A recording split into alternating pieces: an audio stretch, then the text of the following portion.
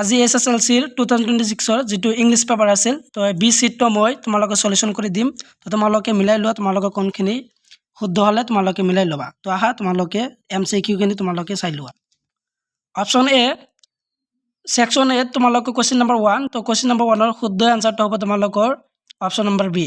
2 নম্বৰটো হ'ব তোমালোকৰ ডি আৰু 3 নম্বৰ কোশ্চেনৰ শুদ্ধ আনসাৰটো হ'ব তোমালোকৰ এ আৰু 4 নম্বৰৰ তোমালোকৰ শুদ্ধ আনসাৰটো হ'ব তোমালোকৰ ডি আৰু 5 নম্বৰ কোশ্চেনৰ তোমালোকৰ শুদ্ধ অপশন হ'ব সি আৰু 6 নম্বৰ কোশ্চেনৰ শুদ্ধ অপশন হ'ল তোমালোকৰ সি তাৰপিছত তোমালোকৰ কোশ্চেন নম্বৰ 7 ৰ শুদ্ধ অপশন হ'ল তোমালোকৰ বি 8 নম্বৰৰ হল কোশ্চেন নম্বৰ 8 তোমালোকৰ শুদ্ধ আনসাৰ হ'ল সি কোশ্চেন নম্বৰ 9 ৰ শুদ্ধ অপশন হ'ল তোমালোকৰ ডি কোশ্চেন নম্বৰ 10 ৰ শুদ্ধ অপশন হ'ল তোমালোকৰ ডি তাৰপিছত আছে তোমালোকৰ question number 11 next question number 11 তেৰ শুদ্ধ অপশন হ'ল তোমালোকৰ বি 12 নম্বৰৰ হল তোমালোকৰ সি কোশ্চেন নম্বৰ 13 ৰ হল তোমালোকৰ ডি কোশ্চেন নম্বৰ 14 ৰ হল তোমালোকৰ শুদ্ধ অপশন হ'ব তোমালোকৰ এ 15 নম্বৰৰ হল তোমালোকৰ ডি সৰি ডি নহয় তোমালোকৰ এ হ'ব তাৰপিছত আছে তোমালোকৰ 16 নম্বৰ হ'ব তোমালোকৰ ডি আৰু 17 নম্বৰৰ শুদ্ধ আনসাৰটো হ'ব তোমালোকৰ বি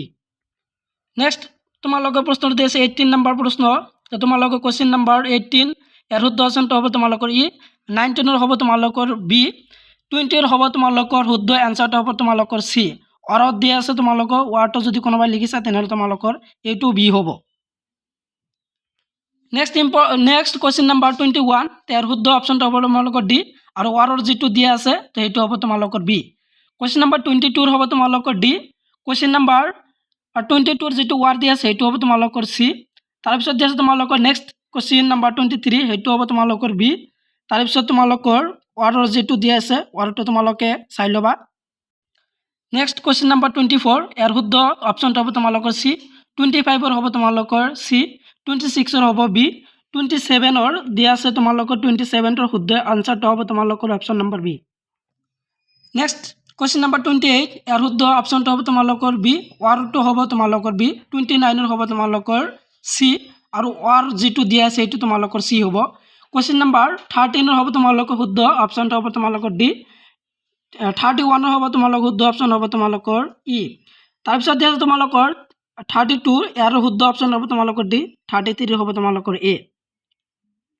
নেক্সট কোশ্চেন নম্বৰ 34 ৰ শুদ্ধ অপশনটো হ'ব তোমালোকৰ ডি 35 ৰ হ'ব তোমালোকৰ শুদ্ধ অপশনটো বি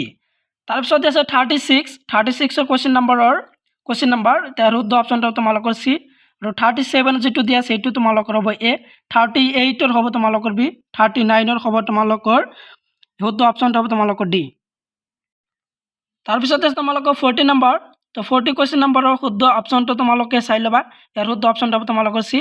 41 ৰ হ'ব ডি 42 ৰ হ'ব তোমালোকৰ বি তাৰপিছত দিয়া আছে নেক্সট কোশ্চেন নম্বৰ 43 ইয়াৰ হ'ব তোমালোকৰ সি নেক্সট কোশ্চেন নম্বৰ 44 টো হ'ল তোমালোকৰ অপশন নম্বৰ এ আৰু তোমালোকৰ হেকৰ যেটো দিয়া আছে হেকৰটো হ'ল তোমালোকৰ 45 ৰ MCQ যেটো হেকৰ প্ৰশ্ন এটো হ'ল তোমালোকৰ শুদ্ধ অপশন হ'ব ডি তো এইখিনি আছিল তোমালোকৰ MCQ SSLC ৰ যেটো ইংলিশ কোশ্চেন পেপাৰ আছিল আজি যেটো এক্সাম দিলা তো এক্সামিনেশনৰ তোমালোকৰ কোশ্চেন বিলাক সলভ কৰি দিলো আৰু ইয়াত যদি কোনো কোশ্চেন তোমালোকৰ যাতে ভুল হয় তেনেহলে মোক কমেন্ট কৰি জনাবা কোনটো ভুল হৈ আছে